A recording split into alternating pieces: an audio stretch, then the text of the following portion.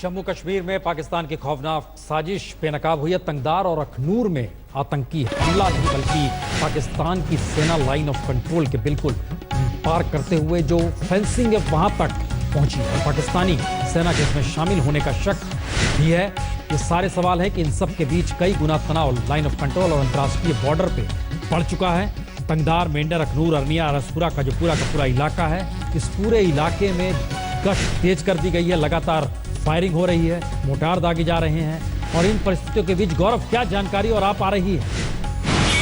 इस समय जो ताजा स्थिति यह है प्रसून जी कि तंगधार क्षेत्र में भारत की एक जो पोस्ट है नियंत्रण रेखा पर, उस पर जबरदस्त गोलीबारी हो रही है पाकिस्तान की तरफ से और ये गोलीबारी पाकिस्तानी सेना लगातार कर रही है। शुरू में यह अंदेशा था कि हो सकता है कि ये आतंकवादी हैं, घुसपैठ करने की कोशिश कर रहे हैं, उससे विफल कर दिया गया था। लगभग 3 घंटे पहले भारतीय सेना का एक जवान शहीद हुआ था, 2 जवान घायल हुए थे, लेकिन उसके बाद से गोलीबारी बेहद तेज बढ़ गई है।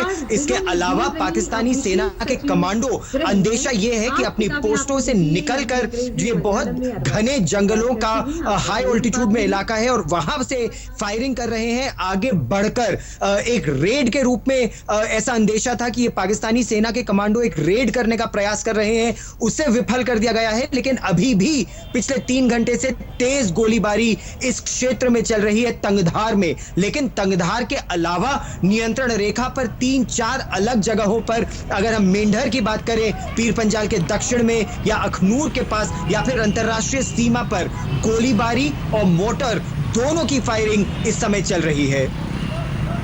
जीडी बख्शी साहब, जो स्थिति निकल कर आ रही है उसमें यह है कि पाकिस्तान की फौज कहीं ना कहीं आतंकवादियों को शील्ड बनाते हुए आगे बढ़ी है और जो जानकारी है उसमें पाकिस्तान के ISPR अगर इस बात का जिक्र कर रहा है कि वह फेंसिंग के नजदीक तक पहुंच के ये गोलाबारी की स्थिति हुई है, तो इसका मतलब बहुत साफ है कि इस लाइन ऑफ कंट्रोल पर स्थिति बेहद तनावपूर्ण है। इस पर क्या कहेंगे आप जीडी बख्शी साहब? मैं आपको याद दिलाना चाहूंगा कि 29 नवंबर को राहिल शरीफ ने रिटायर होना है। मुझे नहीं लगता वो रिटायरमेंट के मूड में है।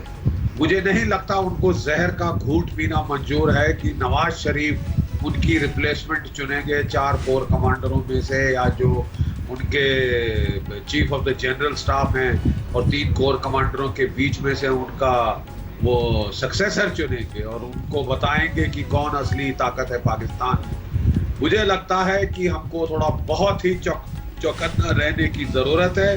पाकिस्तान की फौज बड़ी देर से तिलमिलाई हुई है। अभी तक तो वो झूठ बोल के अपना काम चला रही थी कि कोई सर्जिकल स्ट्राइक हुई ही नहीं, लेकिन असलियत से वो अच्छी तरह महरूम है। वो असलियत पाकिस्तान के अंदर फैली जा रही है, पाकिस्तान की फौज के अफसरों में फैल गई है। वो सब लोग जानते हैं कि कुछ हुआ जरूर है और वहां काफी नुकसान हुआ है, काफी हमारे पैरा कमांडोज ने नुकसान किया है और वो लोग कुछ ना कुछ पलटवार करने की कोशिश करेंगे। मेरे अनुमान के मुताबिक जितना ये जनरल राहिल शरीफ की रिटायरमेंट के पास होगा, उतना राहिल शरीफ साहब के चांस बनते हैं कि वो अपने दफ्तर में टिके रहें। और ये बहाना ले कि साहब स्थिति बहुत तनावपूर्ण है, ऐसी हालत में कमान की बदली नहीं होनी चाहिए, ये भी एक विकल्प है। और दूसरा विकल्प, जी एक मिनट, आप जिस बात का जिक्र कर रहे हैं कि राहिल शरीफ के रिटायरमेंट से पहले राहिल शरीफ अपनी मौजूदगी दर्ज कराते हुए पद पे बने रहना चाहते हैं, अश्वनी, चूंकि आप जिस इलाके में मौजूद हैं वो अंतर्राष्ट्रीय बॉर्डर के बेहद नजदीक है, इस वक्त वहां पर क्या स्थिति है? जी जाहिर है प्रसून की जो सारा इंटरनेशनल बॉर्डर जो है काफी एक्टिव हुआ है और लाइन ऑफ कंट्रोल जो है पाकिस्तान ने आज शाम से काफी एक्टिव कर दी है। अभी अभी हमारे पास खबर आई है कि केरी सब सेक्टर जो कि अखनूर का है, तो वहां पर पाकिस्तान ने क्लोज रेंज से RPG शेल मारे हैं।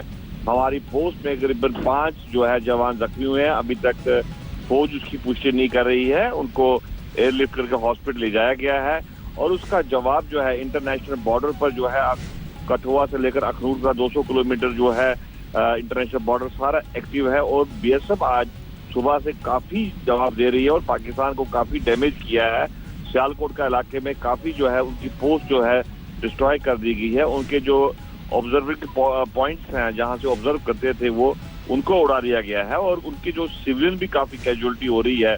उसकी वजह से पाकिस्तान जो है वो इंटरनेशनल बॉर्डर और लाइन ऑफ कंट्रोल को एक्टिव करना चाहता है। खास तौर से अश्वनी, जो पीर पंजाल का इलाका है जो कि मेंढर और उरी के बीच अगर हिस्से में लाएं, जिसका जिक्र पाकिस्तान की तरफ से जो जंदरूट और नाक्याल पोस्ट को लेकर हुआ है, क्या उस इलाके में गश्त पहले से थी, पहले से फायरिंग हो रही थी, तनाव पहले से बड़ा था, या ये सब कुछ आज हुआ है? जी प्रश्न ऐसा है कि सर्जिकल ऑपरेशन के बाद जो पाकिस्तान की तबाही हुई है, पाकिस्तान के अंदर जो चल रहा है, उसका जवाब देने के लिए पाकिस्तान भी बॉर्डर को एक्टिव करना चाहता है। वो अपने लोगों को बताना चाहता है कि हमने सर्जिकल ऑपरेशन का जो उसका जवाब दे रहे हैं, उनकी डैमेज कर रहे हैं। उसकी वजह से जितना भी लाइन ऑफ कंट्रोल पर पिछले दिनों से चल रहा था फायर, उसमें उनको कोई सफलता नहीं मिल रही थी। इसीलिए उन्होंने जो है वो अपना अटैक जो है इंटरनेशनल बॉर्डर पर लाया है, जिससे कि आम लोगों को अफेक्ट हो रहा है, आम लोग मारे जा रहे हैं या जख्मी होते हैं, जिससे कि पॉलिटिकल सरकार पर भी असर पड़ता है। इसलिए आज पाकिस्तान ने जो है लाइन ऑफ कंट्रोल पर फिर तेजी कर दी है। जिस तरह से केरी और मेंढर के साथ साथ पूंछ में भी एक्टिव किया है, शेलिंग हो रही है, उसका जवाब जो है हमारी फौज दे रही है और पाकिस्तान को काफी डैमेज किया है। जेडी बख्शी, जिस बात का जिक्र आप कर रहे हैं, क्या ये राहिल शरीफ सेना की हरकत को नवाज शरीफ की सहमति के बगैर कर रहे होंगे? मेरे ख्याल तो नहीं है कि राहिल शरीफ ने कभी भी नवाज शरीफ जनाब को ज्यादा तवज्जो दी है, और खासकर जब से पनामा लीक्स हुए हैं तो बेचारे नवाज शरीफ तो इतने घायल हो गए हैं कि उनके तो दिल का दौरा पड़ गया था असली में, और वो लंदन की तरफ दौड़े थे, और तब से बिल्कुल उनकी जो है कमान एंड कंट्रोल तो अब राहिल शरीफ के हाथ है। 2 नवंबर को आप जानते हैं कि जो इमरान खान क्रिकेटर जनाब हैं वो घेराबंदी कर रहे हैं इस्लामाबाद की, जैसे पिछली बार उन्होंने करी थी, और वो बिल्कुल राहिल शरीफ की, अपना नवाज शरीफ की रेजिग्नेशन मांग रहे हैं। तो प्रेशर के अंडर तो बहुत हैं नवाज शरीफ, और मैं तो उनको बिल्कुल लेम डक प्राइम मिनिस्टर समझता हूं। फौज उनसे कुछ पूछ के नहीं करेगी, वो करेगी और उनको अंजाम संभालने के लिए छोड़ देगी, जैसे उन्हें कारगिल में छोड़ दिया गया था। दोनों चीज है जेडी बख्शी साहब, आप जिस बात का जिक्र कर रहे हैं वह भी है। इमरान खान 2 तारीख को जो प्रदर्शन करने की स्थिति में और इस्तीफा जो मांग रहे हैं नवाज शरीफ का, लेकिन दूसरी स्थिति पाकिस्तान के भीतर यह भी है कि 2 नवंबर को माना जा रहा है कि राहिल शरीफ की जगह कौन होगा, इसका भी ऐलान होना है। तो क्या उससे पहले यह सीमा पर हरकत एक लिहाज से सेना की मौजूदगी सत्ता के तौर पर अब नजर आ रही है दुनिया को, या आएगी? देखिए, ये एक विकल्प है कि अगर डिस्पाइट उनके बार बार कहने की कि जी मैं समय पर रिटायर हो जाऊंगा, अगर राहिल शरीफ साहब को कुर्सी का चस्का लग गया है और वो कुर्सी पे बने रहना चाहते हैं, तो सबसे आसान तरीका है कि अपनी रिटायरमेंट के आसपास वो दर्जे हरारत को बढ़ाएं और यहां तक ले जाएं कि बोले साहब अभी हेडिंग टेकिंग ओवर नहीं हो सकती। ये एक विकल्प है। दूसरा विकल्प है कि वह जो सर्जिकल स्ट्राइक का जाने के पहले जवाब देना चाहते हैं, वो अपने अफसरों को, अपने जवानों के सामने अपनी छवि बरकरार रखना चाहते हैं कि मैं बड़ा टफ जनरल हूं और मैंने जवाब दिया और हमने थूका चाटा नहीं भारतवर्ष का, इत्यादि इत्यादि। क्योंकि अभी तक तो वो डिनाई कर रहे थे कि साहब हमने वहां तो कोई सर्जिकल स्ट्राइक हुई ही नहीं, जबकि पूरे पाकिस्तान में अब सबको समझ आ गई है कि क्या हुआ क्या नहीं हुआ। तो वो तो जाहिर है कि अब वो चुभ रही है चीज कांटे की तरह, तो उसका बदला लेने का भी तरीका हो सकता है। और तीसरा है कि ये एक भारी लास्ट, इसके पहले की बर्फबारी हो, इन्फिल्ट्रेशन की सर्ज करना चाहते हैं वो इस फायरिंग की आड़ के अंदर।